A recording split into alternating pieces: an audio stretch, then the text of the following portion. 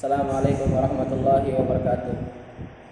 Alhamdulillahilladzi arsala rasulahu bil huda wa dinil haq liyudhhirahu 'ala dini kullihi wa kafa billahi shahida. Asyhadu an la ilaha illallah wahdahu la syarikalah wa asyhadu anna Muhammadan abduhu wa rasuluhu la nabiyya wa rasula ba'dah. Alhamdulillah, senantiasa kita ucapkan atas rasa puja-puji syukur kita kepada Allah, yang dimana Allah Azza wa Jalla banyak sekali memberikan nikmatnya kepada kita, sampai-sampai Allah Azza wa Jalla berfirman atas nikmatnya dan mengatakan, wa in ta'uddu ni'matallahi la tuhsuha. Seandainya engkau ingin menghitung nikmatku, kata Allah, maka sungguhnya engkau tidak akan bakal mampu menghitungnya. Maka dari itu marilah kita bersyukur dan terus bersyukur atas nikmat Allah, dengan harapan dan tujuan agar Allah Azza wa Jalla menambahkan nikmatnya kepada kita, sebagaimana janjinya dalam kitabnya. Allah Azza wa Jalla berfirman dan mengatakan, la in syakartum la azidannakum wa la in kafartum inna azabi lasyadid. Apabila kalian bersyukur kepadaku, maka aku tambahkan nikmatku kepadamu, dan apabila kalian kufur, sungguhnya azabku sangatlah pedih. Dalam Al-Qur'an Allah Azza wa Jalla menurunkan salah satu surah yang dimana di situ mengancam salah satu paman Rasulullah sallallahu alaihi wasallam. Surat tersebut bernama surat Al-Lahab. Dijelaskan oleh Syekh Muhammad Shalih Al-Utsaimin dalam tafsir beliau mengatakan paman Rasulullah sallallahu alaihi wasallam tidak lain dibagi menjadi 3 kelompok. Kelompok yang pertama yang senantiasa beriman kepada Allah dan senantiasa membantu Rasulullah sallallahu alaihi wasallam dalam menyebarkan dakwah Islam. Kelompok yang kedua yakni yang menjaga beliau, melindungi beliau, akan tetapi tetap di atas kekafiran. Kelompok yang ketiga, paman beliau yang benci sama beliau dan tidak suka terhadap apa yang beliau siarkan atau dakwahkan. Sampai-sampai Allah Azza wa Jalla menurunkan surat Al-Lahab. Allah Azza wa Jalla mengatakan, tabbat yada abi lahabin wa tab. Binasa kedua tangan Abu Lahab, dan sungguhnya dia akan binasa. Ini ayat merupakan balasan perkataan terhadap Abu Lahab ketika Rasulullah sallallahu alaihi wasallam mengumpulkan para pembesar-pembesar Quraisy, dan beliau hendak ingin memberikan kabar gembira dan peringatan, akan tetapi dengan sombongnya Abu Lahab mengatakan, celaka engkau wahai Muhammad, apakah karena ini kalian mengumpulkan kami? Maka Allah Azza wa Jalla membalas perkataan tersebut dengan mengatakan, tabbat yada abi lahabin wa tab. Celaka atau binasa kedua tangan Abu Lahab, dan sungguhnya dia akan binasa.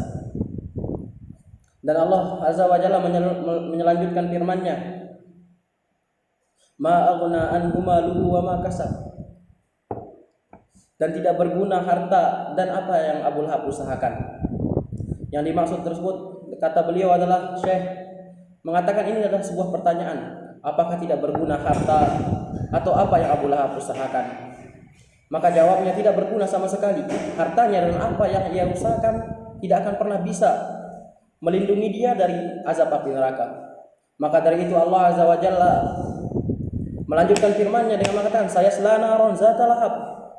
Dan sungguhnya dia akan dimasukkan ke dalam neraka yang bergejolak. Inilah ancaman Allah terhadap Abu Lahab, dan sampai dia mati pun dia tetap di atas kekafiran, dan Allah pun akan memasukkannya dalam neraka. Dalam kata beliau, Allah akan memasukkan Abu Lahab ke dalam neraka dengan waktu yang singkat, dengan cepat.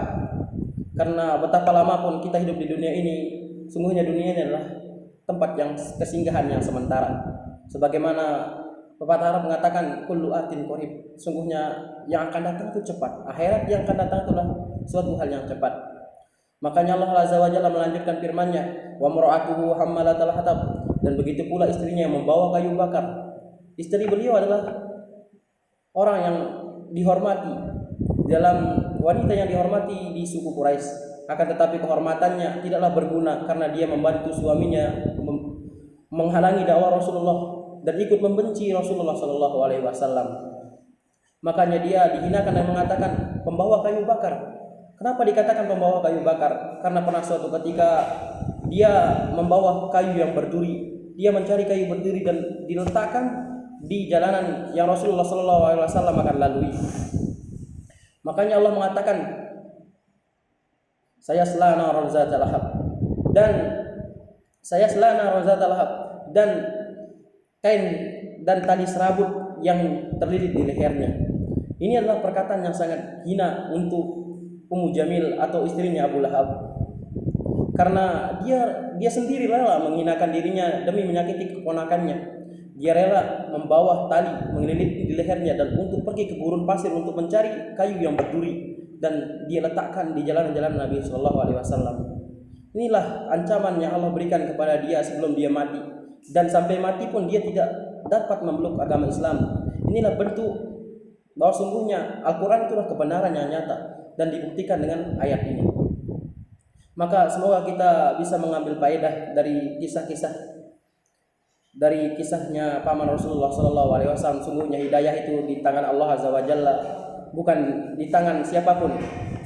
Sampai pun paman Rasulullah Sallallahu Alaihi Wasallam tidak bisa mendapatkan hidayah, karena sungguhnya Rasulullah Sallallahu Alaihi Wasallam hanya penyampai pelantara Allah Azza wa Jalla. Mungkin hanya ini yang bisa saya sampaikan, kurang lebihnya mohon maaf. Assalamualaikum warahmatullahi wabarakatuh.